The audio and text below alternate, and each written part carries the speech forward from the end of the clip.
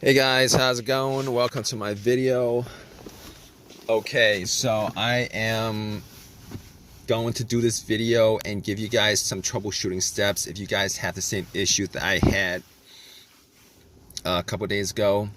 I did get the problem fixed. Just want to tell you guys what I did to fix this issue, which was a crank but no start situation.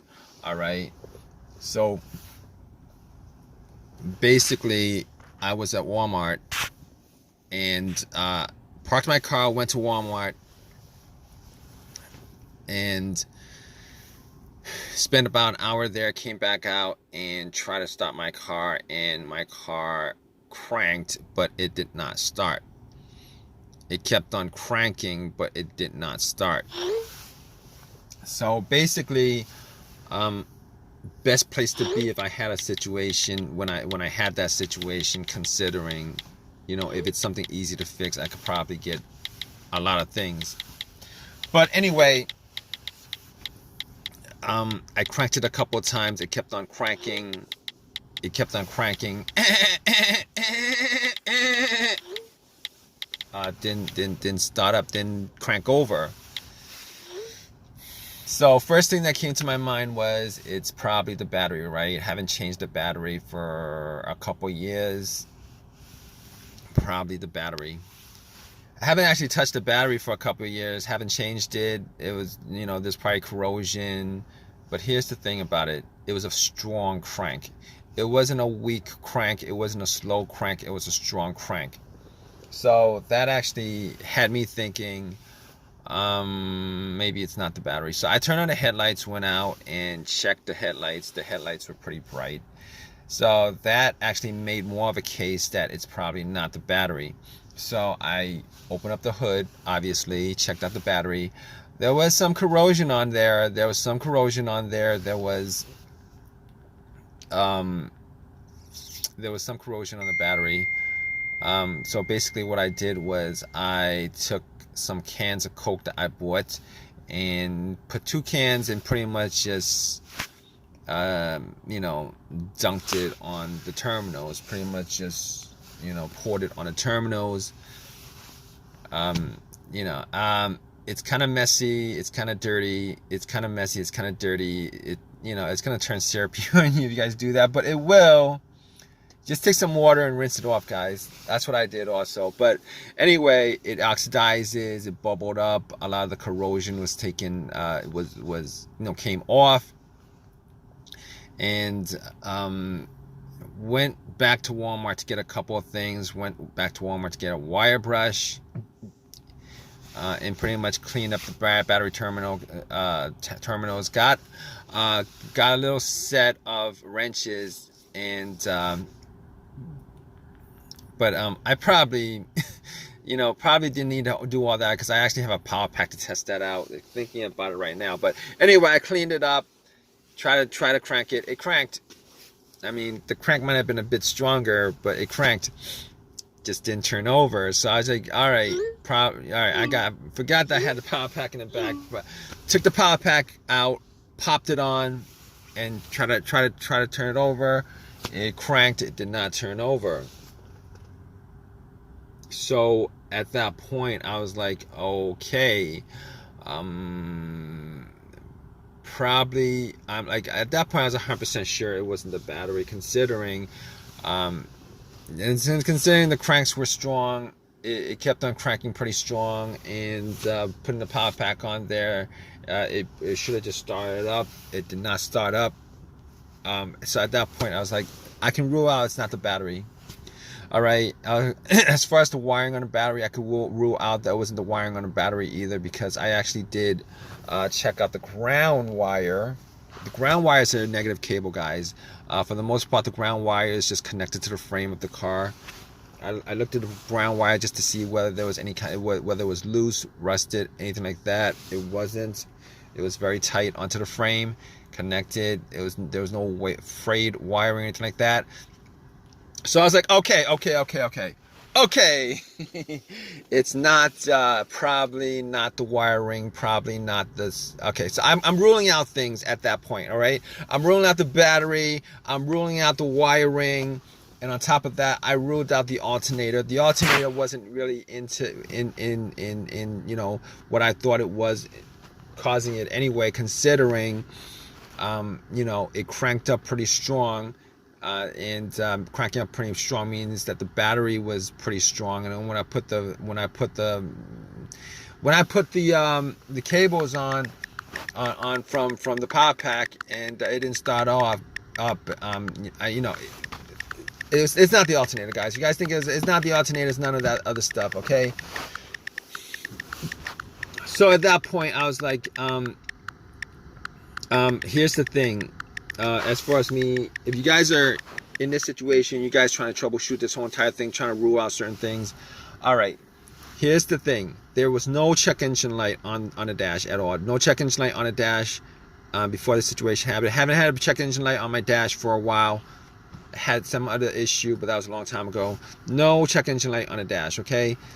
But I have an OBD2, and I plugged it in.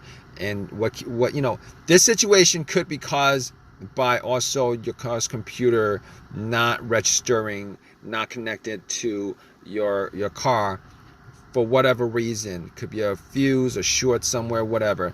But I had an OBD2, plugged it in just to make sure that there's nothing that I can actually take from this situation as far as it's scanning the whole entire thing. It was able to scan the whole entire thing, scanned it, and then came back with analysis, no codes, all the monitors were cleared, everything was good.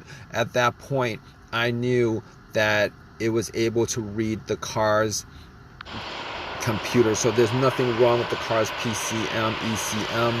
There's nothing wrong with the computer at all that's causing it. On top of that, like I said, very important whether there's a check engine light or not check engine light when it comes to troubleshooting this issue. All right, no check engine light means that you could pretty much consider that all the other stuff that could be causing it with a sensor on there is probably not causing the issue. And when I say this, I mean the mass airflow sensor, I mean the throttle position sensor, I mean the camshaft sensor, I mean the crankshaft sensor, I mean every single thing that you could possibly think of, all those things that you could possibly think of that has a sensor to it that could be causing this issue, you could pretty much just rule every one of those things out. Pretty much. Not always the case. Sometimes sensors go bad and the computer doesn't detect it, or it has a little bit of an issue and the computer doesn't connect, doesn't detect it. But in this case, ruled all those things out. Camshaft, crankshaft, position sense, throttle positions. I ruled every one of those things out. So at that point, all right, I'm down to pretty much a couple of things. Fuses, relays, the fuel pump maybe. Okay, it could be a couple other things outside of that. But we're just gonna troubleshoot little by little. So I was troubleshooting it little by little. All right, so got to the fuses, got to the relays, and pretty much what I did was could not figure out whether a fuse was blown. Did not actually smell any kind of burnt smell from it. So being as I was around at Walmart, went in and got a fuse tester, tested all the fuses. All the fuses were good. All the fuses were good. There was not a single problem with the fuses. And I pretty much came to, it's either one of two things at that point that I could think of. All right. There could be a couple more things, the ignition, etc. But I was down to a couple of things, and I looked at the relay, the fuel pump relay. All right, but before I did that, I was thinking it might be the fuel pump. So I was in my car, and I was trying to figure out whether I could hear hear the fuel pump whizzing, priming. All right, so if you guys don't know how to do this, essentially you would normally need two people to do this. One to listen to the fuel pump priming as the ignition is turned to the on position, not the crank position, because once you get to the crank position, you're gonna crank the car up and you're not gonna be able to hear it too well. All right, so basically, I had, it was just me there, so I was sitting in the car and I turned it onto the on position, trying to hear whether there was a whizzing sound. All right, normally you would want somebody to turn on to the on position while somebody has the gas cap off, and you're listening to hear whether there's a motoring sound, motor sound, a motor sound. I couldn't do that. So I was listening, trying to hear it, and got to, I couldn't detect it at all. I could not detect it at all. Detect the sound at all. So at that point, I was like, oh, okay, all right, we're gonna just swap out some relays. So I looked at the fuel pump relay, and I noticed that there was another relay that was the same. I'm not sure exactly where that relay actually, what component of the car that relay was for. Popped that relay out, popped it in, popped the relays out of the fuel pump, popped that relay out, swapped it. Swapped it. Guess what? It cranked over. Easy fix. Because if it didn't crank over, I would have been sure that it was the fuel pump that was the problem, but it cranked over, guys. So pretty much at that point, I knew it was the relay that what needed to be swapped out.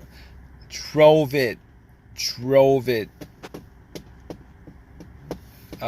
an AutoZone, got the relay, and pretty much just swapped the right one back, and threw away the bad relay, popped in a new one, and haven't had any issues since, guys. So if you guys are in this situation and you guys are looking for some troubleshooting tips on stuff like that, okay, just pretty much do what I did as far as troubleshooting each of those components. Hopefully you don't have a weird situation where it's some pretty crappy situation where it's a computer issue and the computer's not connecting to your car, which comes up every once in a while, or maybe even a fuel pump issue where you need to swap out a fuel pump, which is a lot more expensive than a relay.